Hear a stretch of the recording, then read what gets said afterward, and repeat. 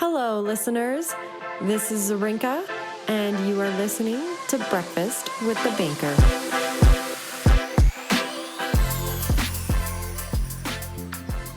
Okay, hello, listener. You are in for a treat because whether or not you knew you were going to click on this podcast today, you're in on the ground level with Breakfast with the Banker. And for our first ever podcast, I am so pleased to have my dear friend in the industry, Russ Altman, serial entrepreneur, chief growth officer of a local tech company, and he specializes in that digital marketing and digital transformation stuff, which is what we're going to talk a little bit about today. So wherever you are, in your car, in your bed, in your office, on the treadmill, stay tuned. Here we go. And thanks so much for listening. Hi, Zorinka. It's so great to be here. I know we've been talking about this for a long time, and I'm so thrilled that I can be here on the inaugural discussion, and I'm excited to see where it goes today. Woo, me too. Okay, so as you all know, we threw out a poll on LinkedIn, and if you didn't know, well, now you can follow us. But we want to know, who were you yesterday? Were you your business entrepreneur founder? Or were you the assistant? And I think that's a real life question that everyone needs to ask themselves in terms of productivity and what they're truly spending their time doing. But I'll leave you with that small teaser. In the wonderful things that you do, Russ, before we get back to that, what is a common thing when you work with entrepreneurs that you see and you really want to touch on? Well, I think one of the biggest things we see is entrepreneurs are so focused on growing their business and scaling their business that they get a sort of tunnel vision, and they fixate on that one point, and it's usually around getting more customers. And once they get those customers, they sometimes don't know what to do with them.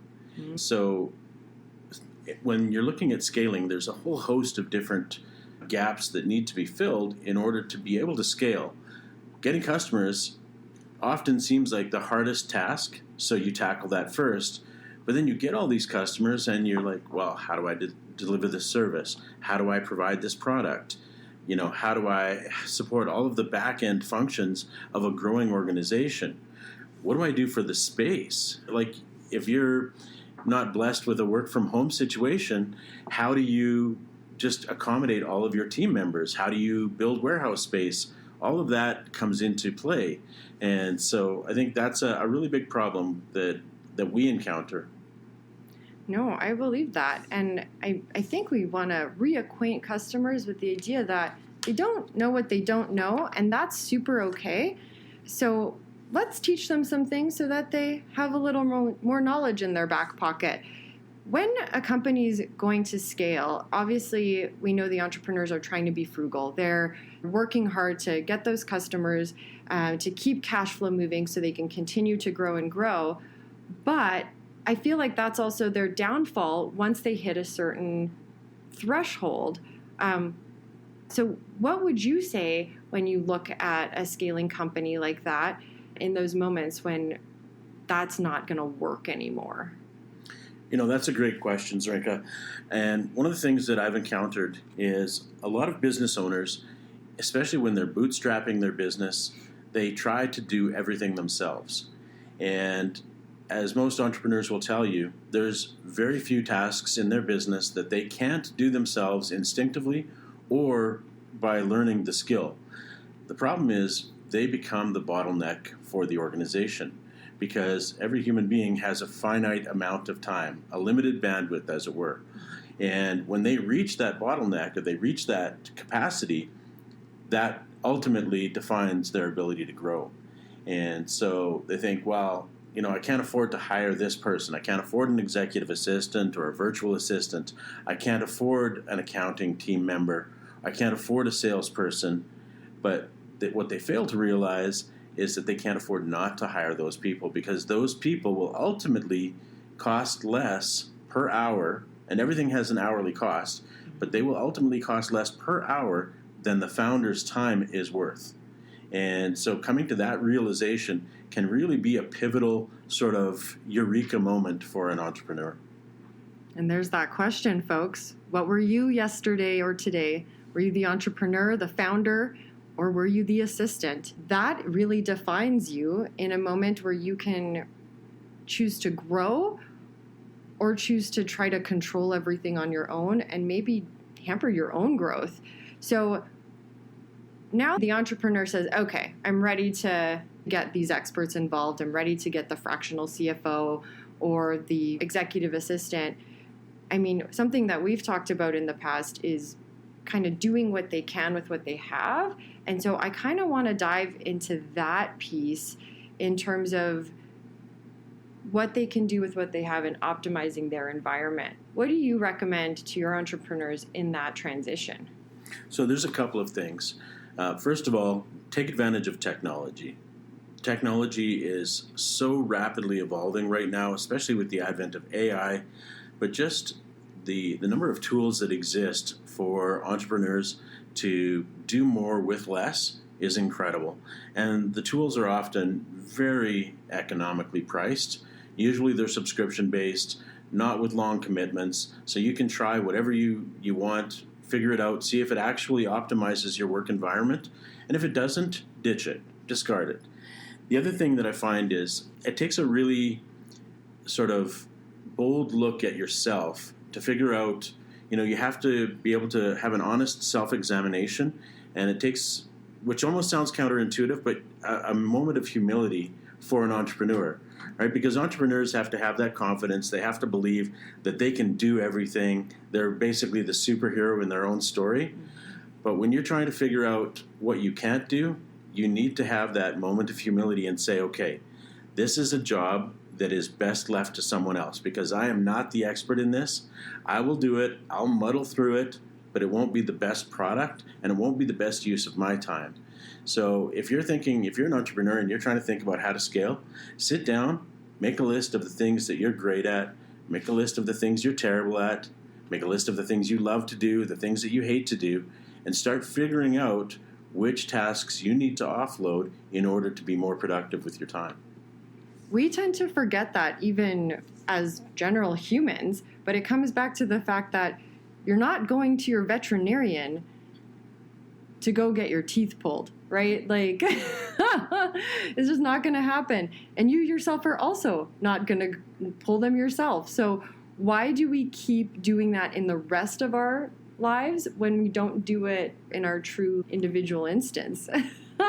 So I guess there's two ways we can look at this optimization. So one way is automation and technology, and the other way is bringing in our experts and our dream team, even if they're on a short-term basis to start or just a short-term basis at all to get you kind of set up.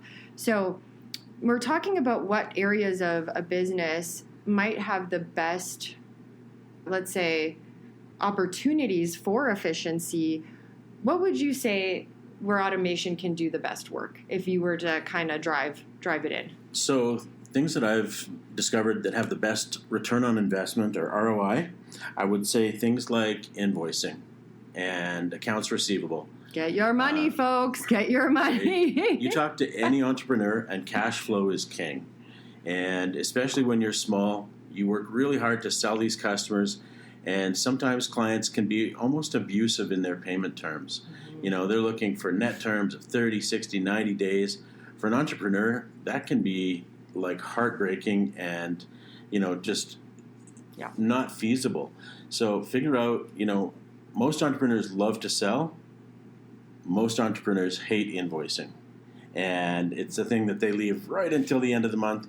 But if you can figure out an automated system, and there are so many out there, they go from digitally approving proposals and quotes to automatically generating invoices, linking up with things like Xero or QuickBooks Online to automatically generate those invoices with payment links that your clients can pay automatically, instantly, and you get that money in your bank account within a day or two. Those kind of optimizations you will never regret. And you might think, well, I'm going to pay those fees. But when you start to think about all the fees you pay when you have to wait a month or two for your money, you'll start to see that those nominal fees for credit card transactions are the best investment you'll ever make. Oh, true story. I mean, at the end of the day, how can you grow if you don't have any cash?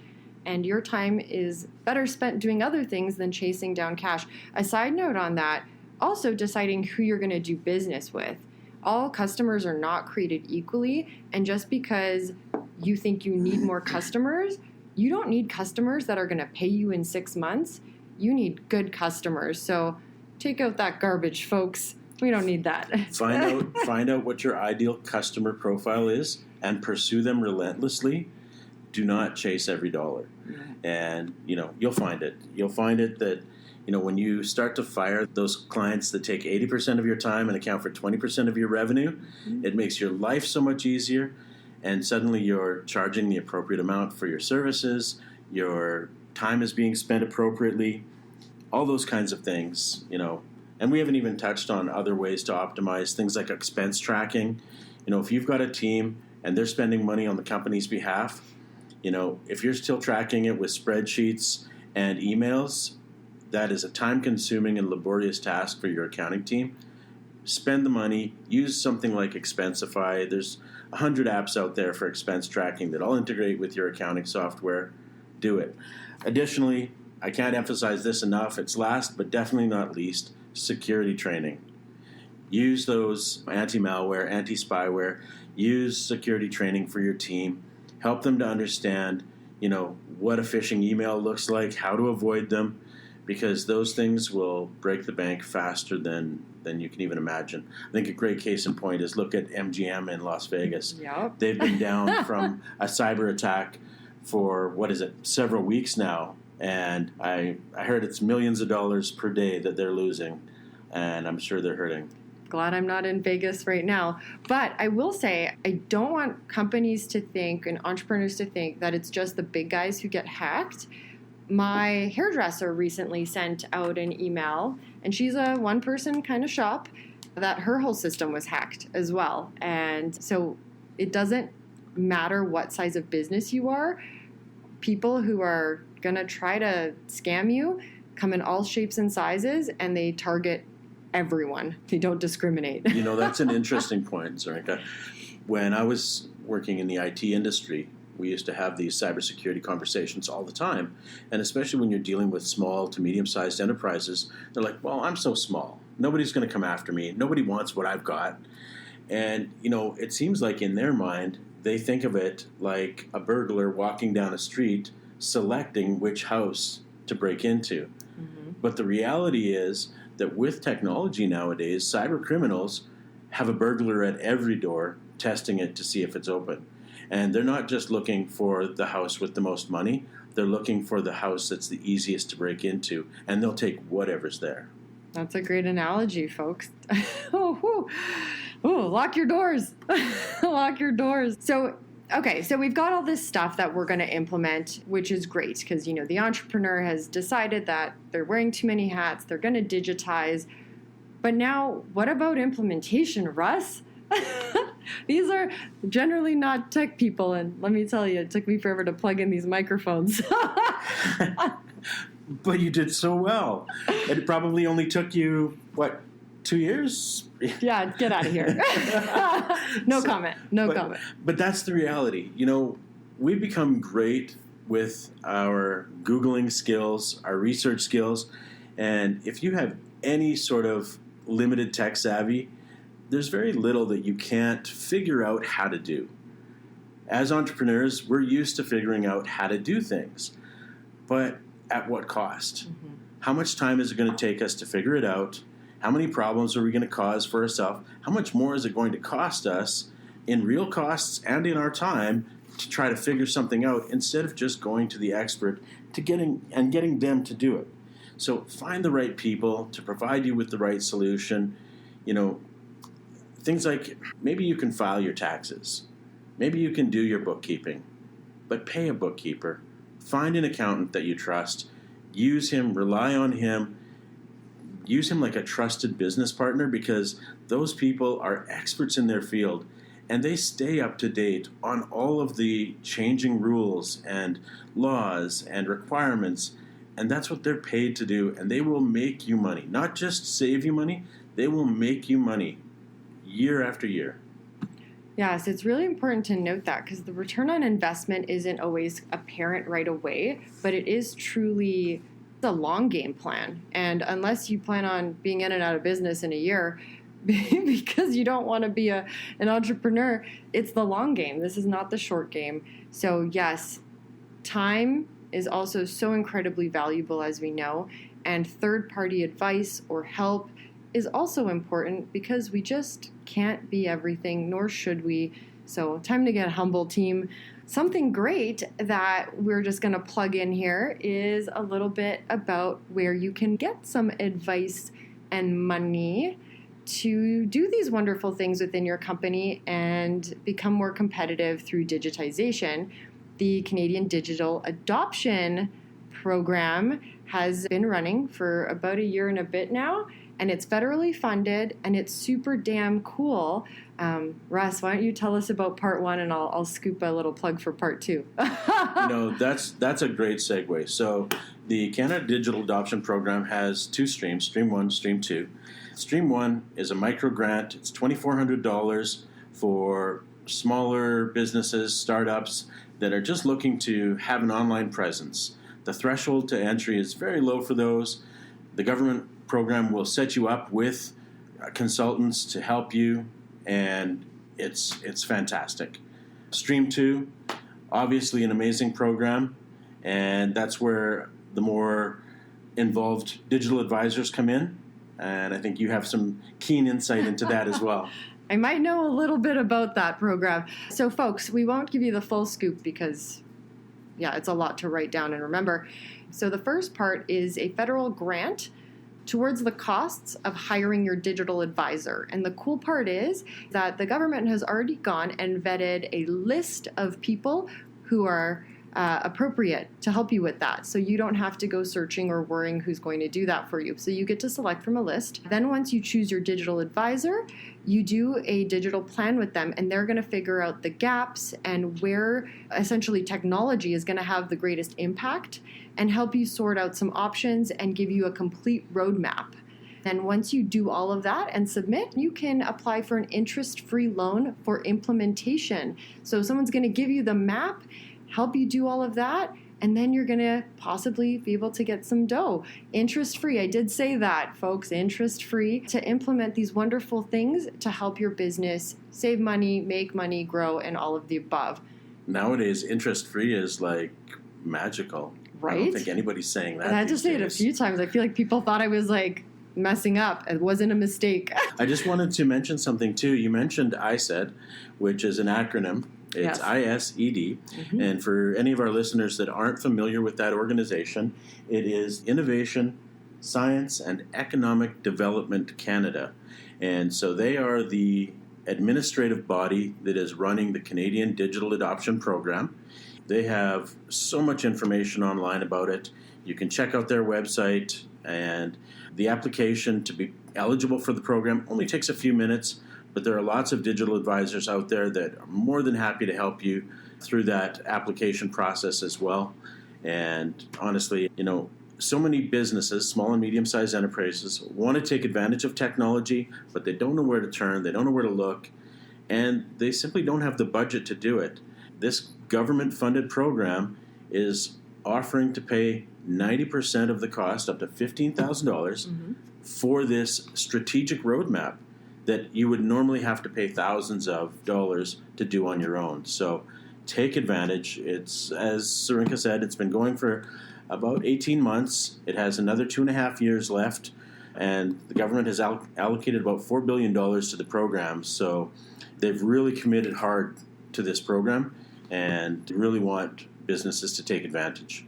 Now, I know that you and I have worked with many entrepreneurs as a part of this program in our respective sectors, but I am wondering if I could trouble you for maybe a small success story, if you do have one off the cuff, without naming any names. So, honestly, the firm that I'm with, we've engaged with nearly 140 clients. Wow. Almost 150 at this moment, and in the last 18 months. And the success stories are boundless. We've had companies that were manufacturing that wanted to roboticize their facilities And so they needed to look at different ERP solutions or enterprise resource planning solutions. We've had landscaping companies that wanted to use AI to generate innovative designs for luxury homes. Very cool. We've had, trucking companies that wanted to take advantage of the technology for managing their drivers, their routes, their dispatching. The list is endless. Really, as long as you qualify based on the criteria that ISED has put forth, it's a fantastic program. And a lot of companies come to us and say, well, I don't really need digital marketing. Is that all this is about? And the short answer is no. The way ISED has outlined this program is it's any technology that can help you to be more competitive or to attract more customers. So you think about what you're trying to do in your business, you think about how you're trying to be more competitive, you think about how you're trying to attract more customers, the options are limitless, and you often just need someone to point you in the right direction. So I think we've just solved most of the world's problems in this podcast. Literally. Because not only did we give you some real-world advice that experts like Russ see day-to-day with entrepreneurs, we actually showed you a place where you can get that with little to no cost through government funding. So I think check. I don't know what the awards are for best podcast, but clearly we're in the running already. But any last thoughts before we close out today? I'm just so pleased to be here, Zurika. I think this was fantastic. It's a lot of fun. I think we were quite well behaved, given shocking though, how we are historically. But we've done a great job, and I'm excited to see what future episodes bring. Hit that subscribe button. I'm sure there's going to be one, and figure it out. Follow along, and you're going to get so much value every time you listen. Thanks, Russ, and thank you, listener. Yeah, go have yourself a great day and go make some more money and save some more money and do great things.